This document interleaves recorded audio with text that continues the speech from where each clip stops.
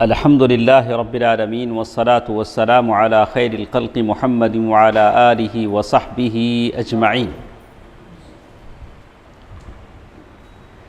کل کے درس میں آخری بات ہمارے ساتھ تھی بنو قریظہ اور بنی نضیر کی سردار کی بیٹی ام المؤمنین صفیہ بنت حیی بن اخطب رضی اللہ عنہا،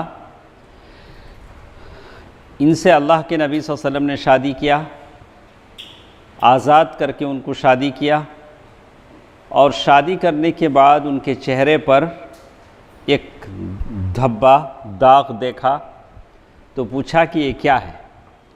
تو انہوں نے بتایا کہ میں نئی نویلی دلہن تھی، میں نے ایک دن خواب دیکھا کہ چاند اپنی جگہ سے ہٹ کر میرے گود میں آ پڑا ہے۔ تو میں نے اس خواب کو اپنی شوہر کو بتایا، تو ان کا جو شوہر تھا کنانہ بن ابو الحقیق، کنانہ بن ابو الحقیق، تو اس نے نئی نویلی دلہن کا بھی لحاظ نہیں کیا، فوراً ایک تھپڑ رسید کر دیا اور یہ کہنے لگا کہ کیا تو اس بادشاہ کا خواب دیکھتی ہے جو مدینے میں؟ تو اللہ کے نبی صلی اللہ علیہ وسلم اس سے مراد تھے، تو جیسے انہوں نے خواب دیکھا تھا اللہ تعالیٰ نے ویسے ہی کیا، ان کی شادی اللہ کے نبی صلی اللہ علیہ وسلم سے ہو گئی۔ اس کے بعد ایک اور واقعہ ہمارے ساتھ ہے، زہر آلود بکری کا واقعہ۔ خیبر کی فتح ہو گئی، اللہ کے نبی صلی اللہ علیہ وسلم مطمئن ہو چکے، تو اللہ کے نبی صلی اللہ علیہ وسلم کے پاس سلام بن مشکم، کیا نام اس کا؟ سلام بن مشکم یا مشکم، سلام بن مشکم کی بیوی ایک بکری فرائی کر کے لائی، ساری بکری بھنی ہوئی تھی۔ وہ زمانہ تھا جب بکری کا ران کھا لیتے تھے، سامنے کا پورا حصہ کھا لیتے تھے۔ معاویہ رضی اللہ تعالیٰ عنہ کے بارے میں تو لکھتے ہیں کہ صبح کے ناشتے میں بکری کا بچہ کھاتے تھے۔ تو برکتیں بھی ویسی تھیں، اللہ تعالیٰ نے بہت زیادہ برکت دے رکھی تھی۔ تو سلام بن مشکم کی بیوی نے، جس کا نام زینب بنت حارث تھا، آپ صلی اللہ علیہ وسلم کے پاس بھنی ہوئی بکری کا ہدیہ بھیجا۔ ادریس بھائی سے پوچھیں کبھی کھائے کہ نہیں؟ کیا؟ بھنی ہوئی بکری کا ہدیہ۔ ایک آدھ ٹکڑے تو کھا لیتے ہیں، یہاں کیسی بات ہے؟ پوری بکری کی بات ہے، جیسے مندی وغیرہ میں ڈالتے ہیں۔ تو اللہ کے نبی صلی اللہ علیہ وسلم کے پاس بھیجا گیا، تو اس عورت نے زینب بنت حارث، جو سلام بن مشکم کی بیوی تھی، اس نے پوچھ رکھا تھا، جان رکھا تھا کہ اللہ کے نبی صلی اللہ علیہ وسلم کو بکری کے یا بکرے کے گوشت کا سب سے پسندیدہ پارٹ کون سا ہے؟ کون سا ہے؟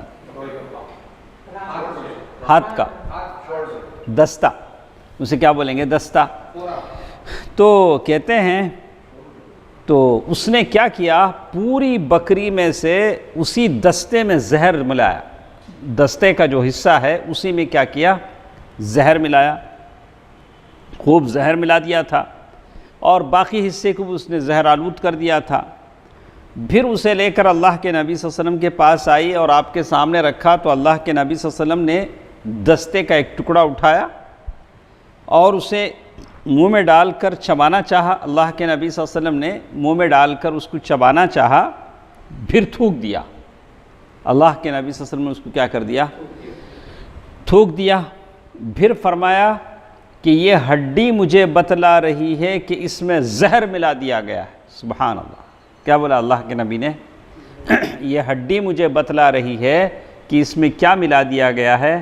زہر ملا دیا گیا ہے۔ اس کے بعد آپ صلی اللہ علیہ وسلم نے سلام بن مشکم، یہودی تھا، اس کی بیوی زینب بنت حارث کو بلایا اور پوچھا کہ کیا تم نے زہر ملایا ہے؟ اس نے اقرار کر لیا۔ آپ صلی اللہ علیہ وسلم نے پوچھا کہ تم نے ایسا کیوں کیا؟ ایسا کرنے کا مقصد کیا ہے؟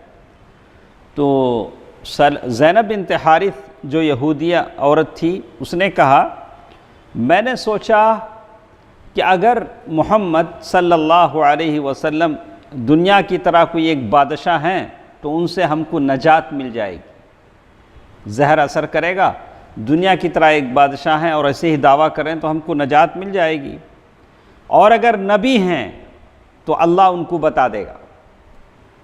تو اللہ نے بتا دیا تھا۔ اس پر اللہ کے نبی صلی اللہ علیہ وسلم نے اس عورت کو معاف کر دیا۔ کیا کر دیا؟ معاف کر دیا۔ لیکن بعض روایتیں آتی ہیں کہ اللہ کے نبی صلی اللہ علیہ وسلم نے اس عورت کو قصاص کے طور پر قتل بھی کر دیا۔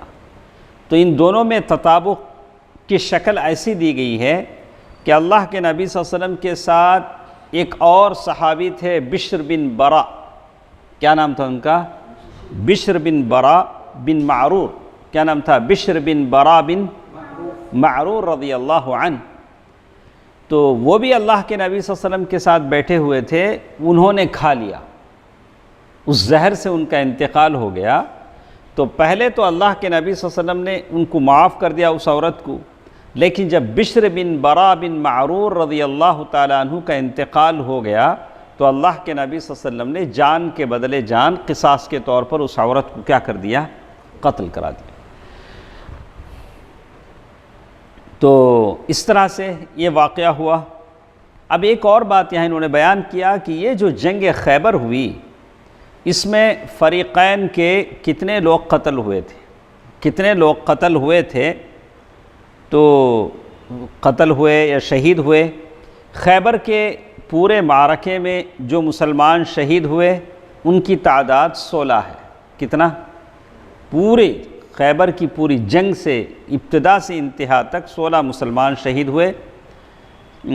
4 قریش سے تھے، یہ قبیلہ اشجع سے، یہ قبیلہ اسلم سے، یہ خیبر والوں سے، اور باقی انصار سے۔ ایک قول یہ بھی ہے کہ ان معرکوں میں کل 18 مسلمان شہید ہوئے، الگ الگ باتیں ہیں۔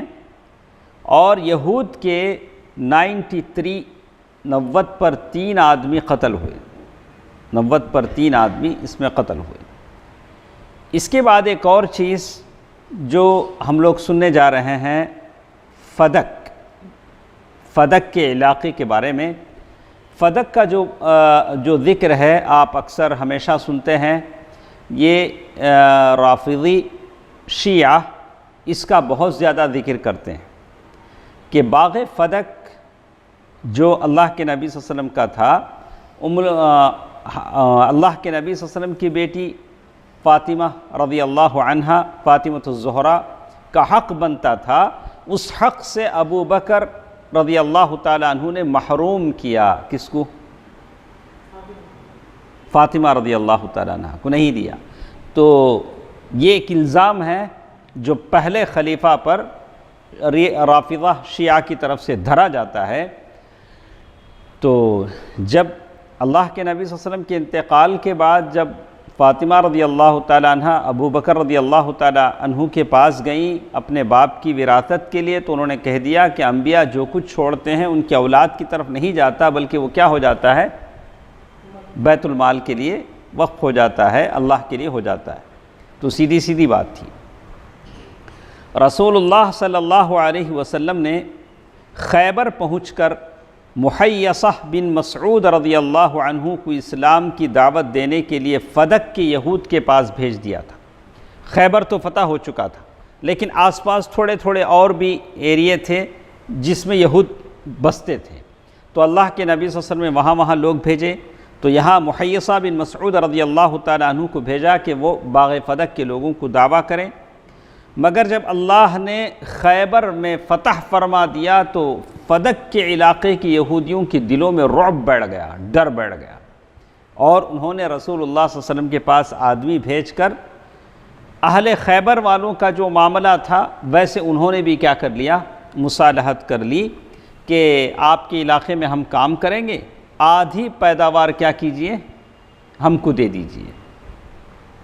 آپ نے پیشکش قبول کر لی، اور اس طرح فدق کی سرزمین خالص رسول اللہ صلی اللہ علیہ وسلم کے لیے ہوئی۔ مال فیض ہے، اللہ کے نبی صلی اللہ علیہ وسلم کا پورا علاقہ کس کا تھا؟ کیونکہ مومنوں نے وہاں گھوڑے نہیں دوڑائے، مومنوں نے وہاں جنگ نہیں کی، صرف بغیر جنگ کے سارا فدق کا علاقہ کیا ہو گیا؟ فتح ہو گیا۔ یعنی اسے تلوار کے زور پر فتح نہیں کیا گیا تھا۔ وہ کون سا علاقہ تھا؟ باغ فدق۔ اسی طرح ایک اور علاقہ تھا وادی القرا۔ وادی القرا، رسول اللہ صلی اللہ علیہ وسلم خیبر سے فارغ ہوئے تو وادی القرا تشریف لے گئے، تو خیبر کے بعد باغ فدق کا جو علاقہ تھا وہاں بھی یہودی تھے، وادی القرا میں بھی یہودی تھے۔ تو جب مسلمان اس علاقے میں اترے تو وہاں کے لوگوں نے تیروں سے استقبال کیا، یعنی تیر چلائے۔ وہ پہلے سے صف بندی کیے ہوئے تھے، تو رسول اللہ صلی اللہ علیہ وسلم کا یہ غلام مارا گیا۔ ان کے تیروں سے کیا ہوا؟ اللہ کے نبی صلی اللہ علیہ وسلم کا یہ غلام مارا گیا۔ اور یہ غلام کیا کر رہا تھا؟ اللہ کے نبی صلی اللہ علیہ وسلم کی اونٹنی کے اوپر کچاوا جو ہے سیٹ کر رہا تھا۔ اچانک تیر آیا دشمنوں کا، لگ گیا۔ اب لوگوں نے کہا کہ ماشاءاللہ کتنا خوش نصیب ہے، کتنا خوش نصیب ہے کہ اللہ کے نبی صلی اللہ علیہ وسلم کا خادم ہے، تیر آیا اور شہید ہو گیا، جنتی ہے، جنت مبارک ہو۔ لیکن ایک طرف لوگ جنت کی مبارکبادی دے رہے ہیں، لیکن زبان رسالت صلی اللہ علیہ وسلم کہہ رہے کہ ہرگز نہیں۔ سارے لوگ پریشان، ارے ایک ایسا آدمی جو اللہ کے نبی صلی اللہ علیہ وسلم کی سواری پر کجاوا کس رہا ہو اور اللہ کے نبی صلی اللہ علیہ وسلم کا خادم ہو اور تیر لگ کر شہید ہو گیا ہو، یعنی جس کی جان چلی گئی ہو، اور لوگ سمجھ رہے ہیں کہ وہ جنتی ہے، لیکن نبی رحمت کی زبان کہہ رہی کہ ہرگز نہیں۔ یہ کیسے؟ تو اللہ کے نبی صلی اللہ علیہ وسلم نے فرمایا اس ذات کی قسم جس کے ہاتھ میں میری جان ہے، اس نے جنگ خیبر میں مال غنیمت کی تقسیم سے پہلے جو چادر چرائی تھی وہ آگ بن کر اس پر بھڑک رہی ہے۔ مال غنیمت ابھی نہیں بٹا، اس سے پہلے اس نے ایک کمبل یا چادر چرا لیا تھا، وہ چادر آگ بن کر کیا ہو رہا ہے؟ اس پر بھڑک رہا ہے۔ تو ہم لوگ کیا کرتے ہیں؟ اللہ کے مال میں سے تھوڑی چیز کو کچھ نہیں سمجھتے ہیں، اس سے کیا بھی فرق نہیں پڑتا، 50-100 روپے کی بات ہے، کوئی فرق پڑنے والا نہیں۔ تو وہ زمانے میں کمبل کتنا کرتا ہوگا، کیا قیمت رہی ہوگی؟ تو بہرحال اللہ سے ڈرنا چاہیے مجھے اور آپ کو۔ کہتے ہیں لوگوں نے نبی صلی اللہ علیہ وسلم کی یہ بات سنی تو ایک آدمی ایک تسمہ یا 2 تسمے لے کر آپ کی خدمت میں حاضر ہوا۔ اللہ کے نبی صلی اللہ علیہ وسلم نے جب یہ سنا، اللہ کے نبی صلی اللہ علیہ وسلم نے جب یہ کہا کہ وہ کمبل اسے جلا رہا ہے، تو کچھ صحابہ تسمہ لے لیے تھے۔ تسمہ کا مطلب شو کے اوپر وہ کالا ڈور رہتا نا، کیا ہوتا ہے لے، وہ زمانے میں جلد کا چمڑے کا ہوتا تھا، شو باندھنے کا۔ وہ صحابہ ایسے معمولی سمجھ کے لے لیے تھے، جیسے آج کل لوگ پین لے لیتے ہیں، میرے جیب میں اچھا پین آیا میں کسی کو دیا، وہ صاحب اسی کو لے کے کیا ہو گئے؟ اڑن تشتری ہو گئے۔ ہاں، کسی کی واچ لے لیا، کسی کا پین لے لیا، کسی کی چپل لے لیے، ہاں بولے کہ پسند آیا تو لے لیے۔ تو اور کیا لیے؟ چپل بھی لے لیتے ہیں لوگ، تو ایسا لے لیتے ہیں، معمولی سمجھتے ہیں۔ صحابہ کرام نے اس زمانے میں لا کر واپس کرنا شروع کیے۔ بولا اللہ کے نبی صلی اللہ علیہ وسلم نے فرمایا ایک تسمہ یا 2 تسمے آگ کے ہیں، یہ جو ڈور ہیں یہ کس کے ہیں؟ آگ کے۔ اگر یہ واپس نہیں کرتے تو یہ بھی کیا ہو جاتے؟ آگ کے۔ تو زندگی میں بہت ساری چیزوں کو ہم معمولی سمجھتے ہیں، ایسے ہی جیب میں ہاتھ ڈالا لے لیا، نہیں، اس کی کوئی گنجائش نہیں ہے۔ یا تو آپ ان سے کاروبار کرنا، خرید و فروخت کرنا، یا تو انہیں ہدیہ دینا۔ ہدیے میں بھی، گفٹ میں بھی ذرا لوگ زبردستی گفٹ لیتے، دینے والا دینے کی نیت نہیں رکھتا، یا اسے یہ لوگ خود اوپر پڑھ کو کیا کرتے ہیں؟ زبردستی لیتے۔ یا وراثت میں لینا، ایسے ہی یہ ہیں۔ اس کے بعد نبی صلی اللہ علیہ وسلم نے جنگ کے لیے صحابہ کرام کی ترتیب اور صف بندی کی، یہ کہاں کے لیے؟ کہاں کے لیے؟ جنگ وادی القریٰ کے لوگوں کے لیے۔ تو لشکر کا، پورے لشکر کا جھنڈا سعد بن عبادہ کے حوالے کیا رضی اللہ عنہ، ایک جھنڈا حباب بن منذر کو دیا اور تیسرا جھنڈا عبادہ بن بشر کو دیا، 3 جھنڈے ہو گئے۔ اس کے بعد آپ صلی اللہ علیہ وسلم نے یہودیوں کو اسلام کی دعوت کی۔ اللہ کے نبی صلی اللہ علیہ وسلم کا یہ معمول تھا، کچھ بھی کرنے سے پہلے کیا کرتے تھے؟ اسلام کی دعوت دیتے تھے۔ انہوں نے قبول نہ کیا اور ان کا ایک آدمی میدان جنگ میں اترا، ادھر سے حضرت زبیر بن عوام رضی اللہ تعالی عنہ نمودار ہوئے، اس کا کام تمام کر دیا۔ کون؟ زبیر بن عوام رضی اللہ تعالی عنہ۔ کون تھی ان کی بیوی؟ زبیر، اسماء رضی اللہ عنہ۔ آخری عمر میں دونوں میں کچھ انبن ہوئی، وہ الگ رہنے لگے اپنے بیٹے عبداللہ بن زبیر کو لے کر، زبیر رضی اللہ تعالی عنہ الگ رہنے لگے۔ زبیر بن عوام رضی اللہ تعالی عنہ نے اس کو قتل کر دیا۔ پھر دوسرا آدمی نکلا، حضرت زبیر رضی اللہ تعالی عنہ نے اسے بھی کیا کر دیا؟ قتل کر دیا۔ اس کے بعد ایک اور آدمی میدان میں آیا، اس کے مقابلے کے لیے حضرت علی رضی اللہ تعالی عنہ نکلے، اسے قتل کر دیا۔ اس طرح رفتہ رفتہ وادی القریٰ کے لوگوں کے 11 آدمی مارے گئے۔ کتنے؟ 11 یہودی قتل ہوئے۔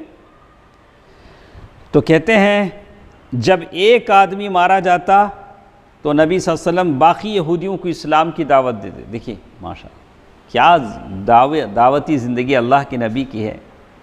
یعنی ایک آدمی اگر مارا جاتا تو پھر نئے سرے سے دعوت، یعنی اس کی موت نے شاید ان لوگوں پر کچھ اثر کیا ہو، پھر اور ایک بار دعوت۔ دیکھیے کیسی کیسی باتیں۔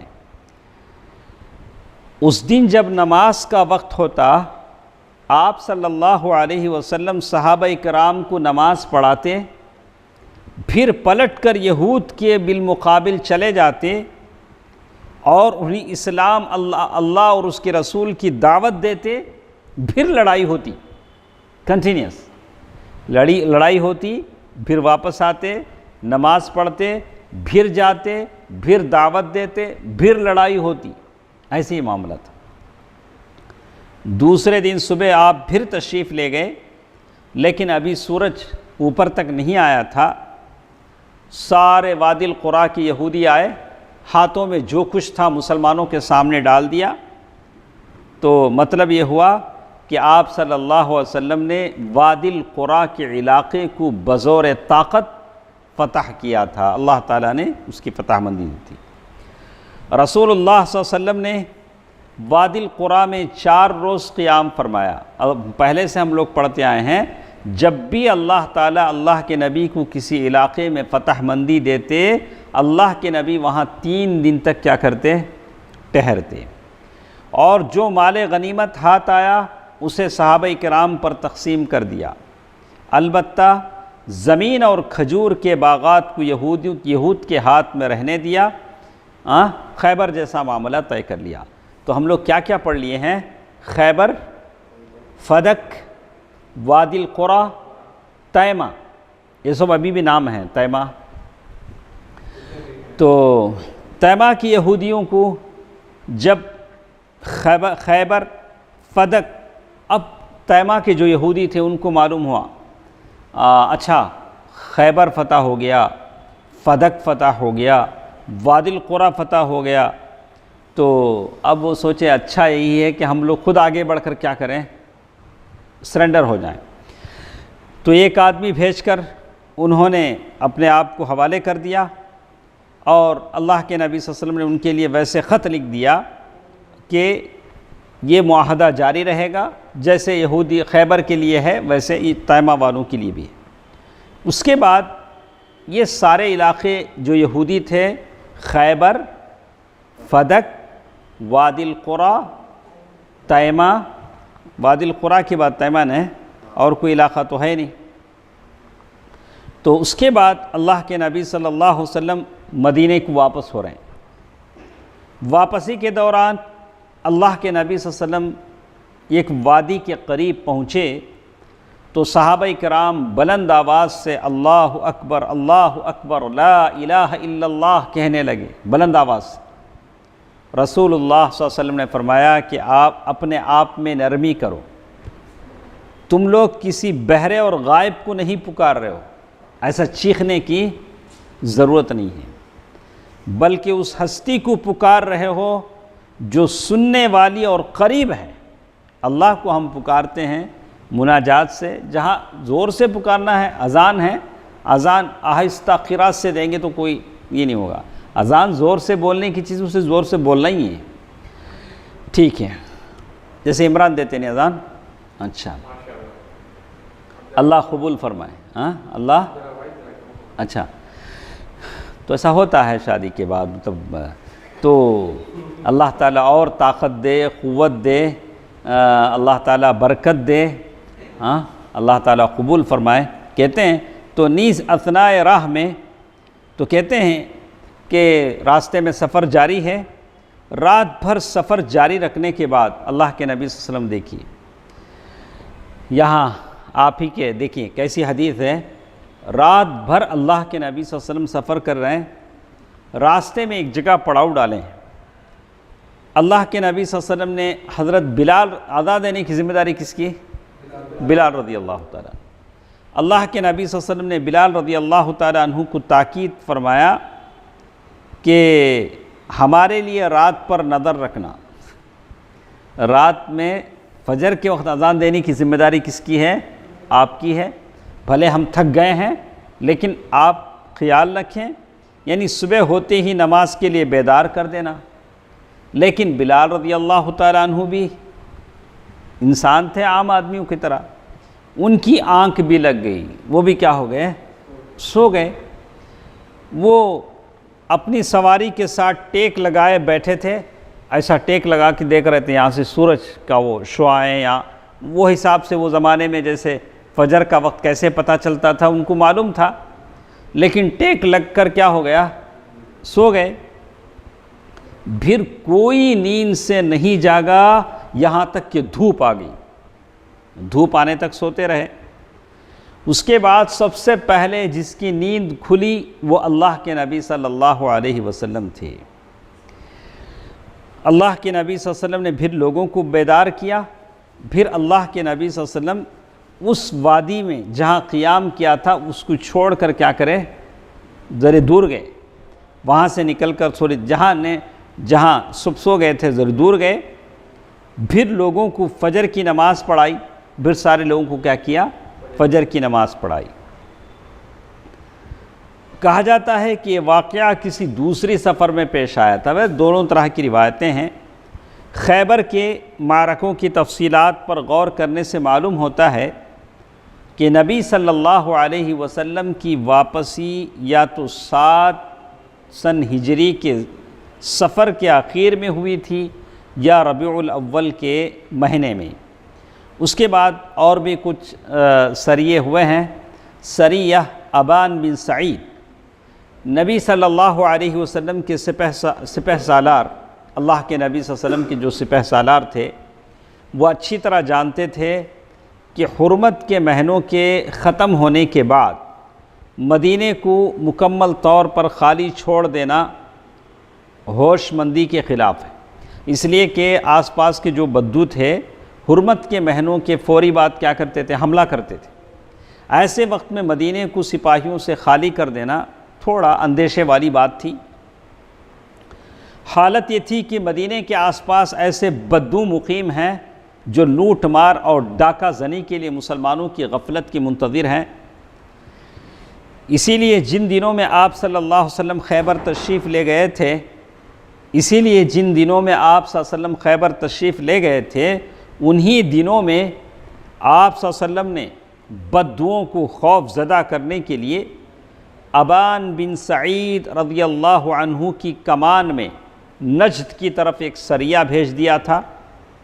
ابان بن سعید رضی اللہ عنہ اپنا فرض ادا کر کے واپس آئے تو نبی صلی اللہ علیہ وسلم سے خیبر میں ملاقات فرمائی۔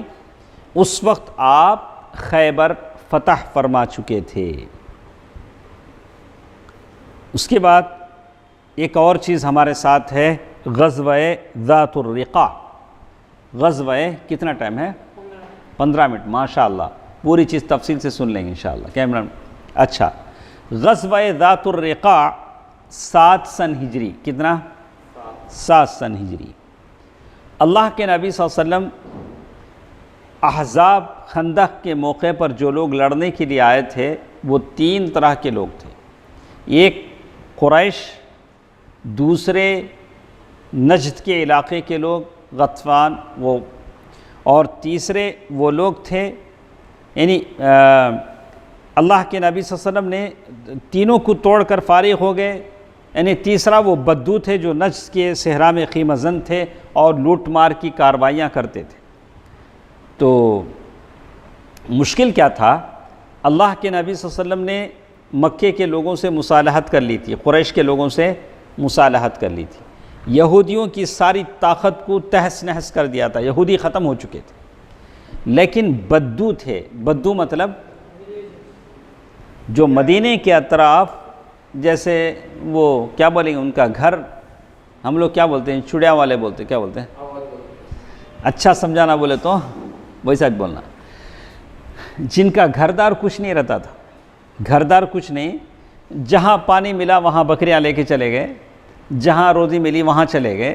یہ مدینے کے اطراف کچھ ایسے لوگ بس رہے تھے، یہ لوگ ڈاکہ زنی کرتے تھے، موقع ملتے ہی آ کے ڈاکہ ڈالتے تھے۔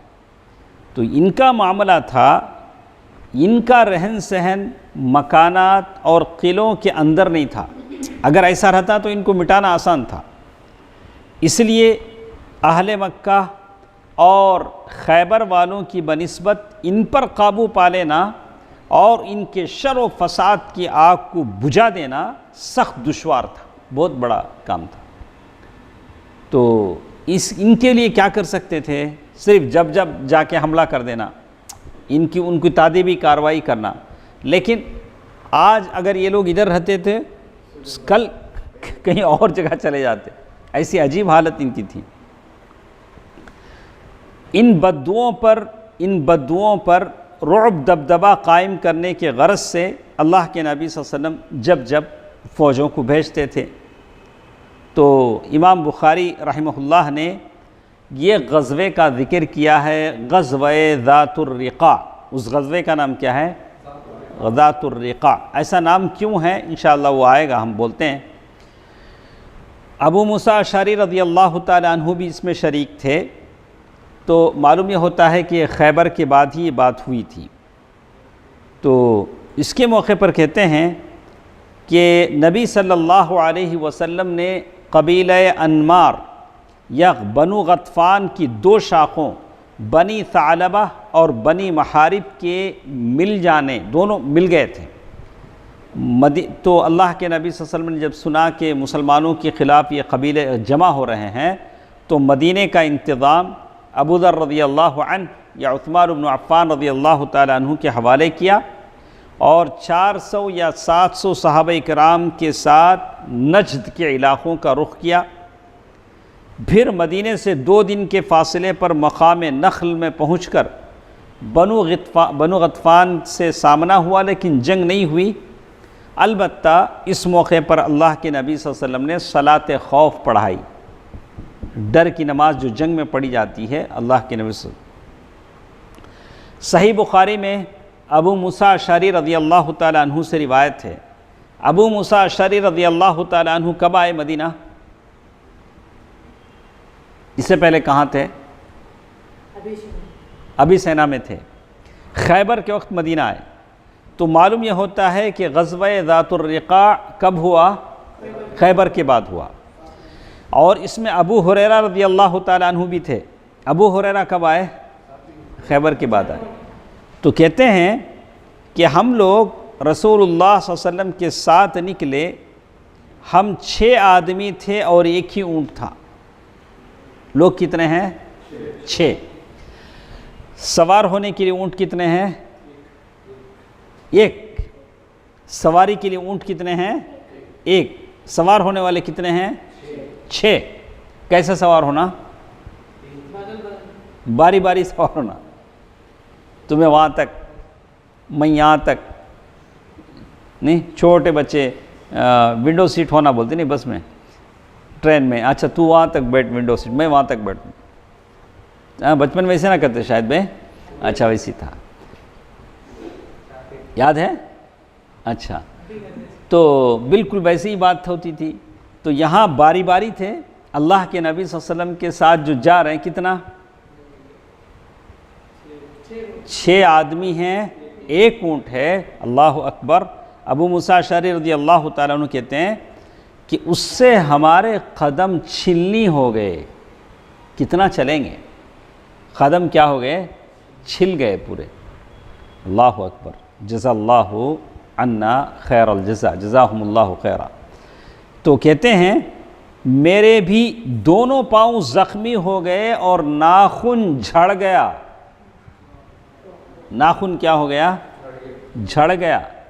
ناخن تھوڑا مار لگیا، ہلنے لگا تو کیا حالت ہوتی معلوم ہے؟ اگر وہ ناخن جھڑ جائے. اللہ اکبر. رضی اللہ عنہم ورضوا عنہ. چنانچہ ہم لوگ اپنے پاؤں پر چتھیڑے لپیٹتے رہے، یعنی کپڑے کے ٹکڑے کیا کرتے رہے؟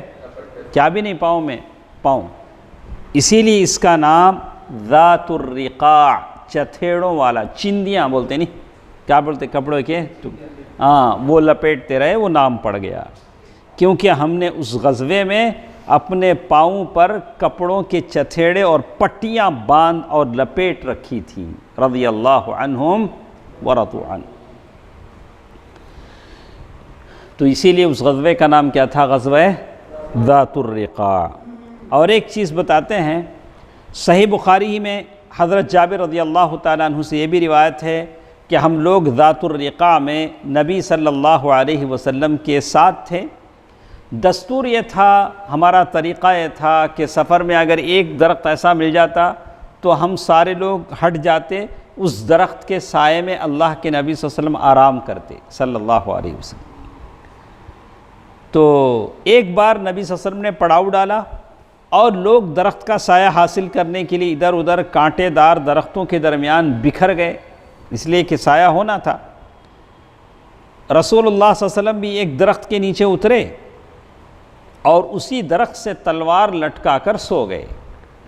حضرت جابر رضی اللہ تعالیٰ عنہ فرماتے ہیں کہ ہمیں ذرا سی نیند آئی، اتنے میں ایک مشرک نے آ کر رسول اللہ صلی اللہ علیہ وسلم کی تلوار ہاتھ میں لیا اور بولا تم مجھ سے ڈرتے ہو؟ اللہ کے نبی صلی اللہ علیہ وسلم سو رہے ہیں، اللہ کے نبی صلی اللہ علیہ وسلم کی تلوار لے لیا، بولا کہ تم مجھ سے ڈرتے ہو؟ آپ صلی اللہ علیہ وسلم نے فرمایا کہ نہیں. اللہ کے نبی نے کیا کہا؟ نہیں. اللہ سے ڈرنے والا اللہ تعالیٰ خود کہتا ہے، اللہ کے نبی صلی اللہ علیہ وسلم نے خود کہا انی لاخشاکم للہ واتقاکم، انی لاخشاکم واتقاکم للہ، میں تم لوگوں میں سب سے زیادہ اللہ سے ڈرنے والا ہوں. تو اللہ کے نبی صلی اللہ علیہ وسلم سے ویسا سوال اس نے کیا تو اللہ کے نبی نے کہا کہ نہیں. تو اس نے کہا کہ اچھا چلو تب تمہیں مجھ سے اب کون بچائے گا، تمہاری تلوار میرے ہاتھ میں ہے. تو آپ صلی اللہ علیہ وسلم نے فرمایا اللہ، کیا بولے؟ اب سمجھ میں آیا اللہ اکبر میں کیا بات ہے؟ کیوں اس لڑکی نے کہا اللہ اکبر؟ ہاں اللہ اکبر میں کیا تاثیر ہے، سمجھ میں آیا؟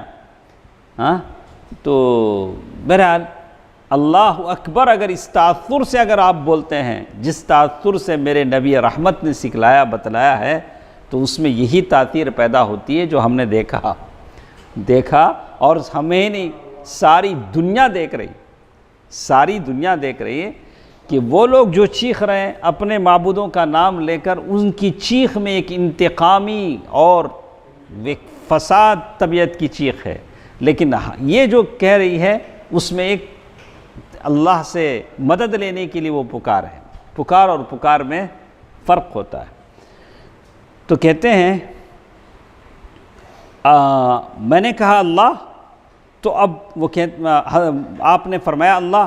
حضرت جابر اور ایک روایت میں وہ بیان کرتے کہتے ہیں کہ میں نے کہا اللہ، تو اب یہ وہی شخص بیٹھا ہوا ہے پھر آپ نے اس سے اظہار غصہ نہیں کیا۔ اچانک بعض روایتیں آتی ہیں کہ اس کے ہاتھ سے تلوار چھوٹ کر نیچے گر گئی، اللہ کے نبی صلی اللہ علیہ وسلم نے وہ تلوار اٹھا لی اور پھر اسے معاف فرما دیا۔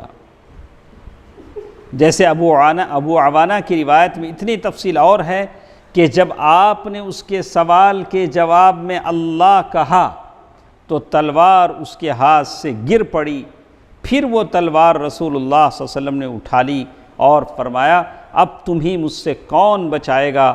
اس نے کہا آپ اچھے پکڑنے والے ہوئے، یعنی میں نے تو غلط کیا، اب آپ کے ہاتھ میں تلوار ہے تو میرے سے بیٹر آپ بن جاؤ۔ دیکھیں کیسا اس نے بدلا۔ تو یعنی احسان کیجئے، آپ صلی اللہ علیہ وسلم نے فرمایا، آپ صلی اللہ علیہ وسلم نے دیکھیے احسان کیجئے، آپ نے فرمایا تم شہادت دیتے ہو کہ اللہ کے سوا کوئی معبود نہیں، میں اللہ کا رسول ہوں۔ اس نے کہا کہ میں عہد کرتا ہوں کہ آپ سے لڑائی نہیں کروں گا اور نہ آپ سے لڑائی کرنے والوں کا ساتھ دوں گا۔ جابر رضی اللہ تعالیٰ عنہ کا بیان ہے کہ اس کے بعد اللہ کے نبی صلی اللہ علیہ وسلم نے اس کا راستہ چھوڑ دیا۔ اس نے اپنی قوم میں جا کر کہا میں تمہارے پاس سب سے اچھے انسان کے پاس سے آ رہا ہوں صلی اللہ علیہ وسلم۔ تو اور بھی کچھ باتیں ہمارے ساتھ ہیں، اس کو ختم کر لیتے ہیں 2-3 منٹ میں، اس پوری چیز کو ہم ختم کر لیتے ہیں۔ کہتے ہیں صحیح بخاری میں ایک روایت ہے کہ صلاۃ خوف کے بارے میں بتایا گیا کہ کیسے صلاۃ خوف پڑھی جاتی ہے، اس کا طریقہ انہوں نے بتایا، اور اسی طرح وہ آدمی جو آیا تھا اس کا نام کیا تھا، تو کہا کہ دعثور تھا، وہ جو آدمی آ کر تلوار نکال لیا تھا اس کے آدمی کے بارے میں فرمایا۔ ایک اور واقعہ جو یہاں بیان ہو رہا ہے وہ اس موقع پر 2 مشہور صحابہ کا ہے، وہ دونوں ہیں عباد بن بشر اور عمار بن یاسر۔ عباد بن بشر اور عمار بن یاسر رضی اللہ عنہما۔ تو اس غزوے سے واپسی میں یہ واقعہ پیش آیا۔ انشاءاللہ کل کے درس میں ہم اس کو سنتے ہیں۔ اللہ تعالی بہتر بات سننے اور عمل کرنے کی توفیق دے، آمین۔ السلام علیکم ورحمۃ اللہ وبرکاتہ۔